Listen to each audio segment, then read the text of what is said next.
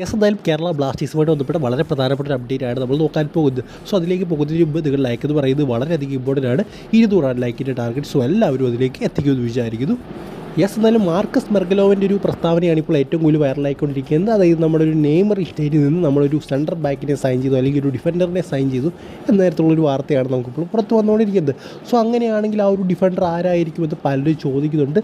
So എനിക്ക് മിക്കവാറും ആ ഒരു ഡിഫൻഡർ ബികാഷ് യുംനാം ആയിരിക്കുമെന്നാണ് തോന്നുന്നത്. അദ്ദേഹം ഒരു സെൻട്രൽ ബാക്കാണ്. നമുക്കറിയാം സെൻട്രൽ ബാക്ക് പൊസിഷനിലേക്കാണ് നമുക്കൊരു പ്ലെയറിനെ വളരെയധികം ആവശ്യം.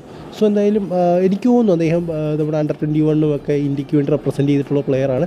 സോ മിക്കവാറും ബ്ലാസ്റ്റേഴ്സ് അദ്ദേഹത്തെ എടുക്കാനായിരിക്കാം സാധ്യത കൂടുതൽ. അതുപോലെ തന്നെ KP രാഹുലിനെ എന്താ പറയുക അവിടേക്ക് കൊടുത്തിട്ടുണ്ട്, ചെന്നൈ എഫ്സിയിലേക്ക് കൊടുക്കാനും സാധ്യതയുണ്ട്. സോ ഒരു സ്വാപ്പ് ഡീലായിരിക്കും മിക്കവാറും നടക്കാൻ പോകുന്നത്. ബികാഷ് യുംനാം അതുപോലെ തന്നെ KP രാഹുൽ സ്വാപ്പ് ഡീലായിരിക്കും. എന്തായാലും അദ്ദേഹം ഈ ഒരു സീസണിൽ വരത്തില്ല, അടുത്ത സീസണിലേ വരത്തുള്ളൂ. എന്തായാലും കോൺട്രാക്ട് ചെയ്യുന്ന താരങ്ങളുടെ ഒരു ലിസ്റ്റ് നോക്കിക്കഴിഞ്ഞാൽ പ്രബുൽ കുമാറുണ്ട് ചെന്നൈ എഫ്സിയുടെ, അതുപോലെ തന്നെ എഡ്വിൻ വാൻസ്പോൾ, നേരത്തെ പറഞ്ഞ ബികാഷ് യുംനാം തുടങ്ങിയ താരങ്ങളൊക്കെയാണ് ചെന്നൈ എഫ്സിയിൽ 2025 കോൺട്രാക്റ്റ് തീരുന്ന താരം.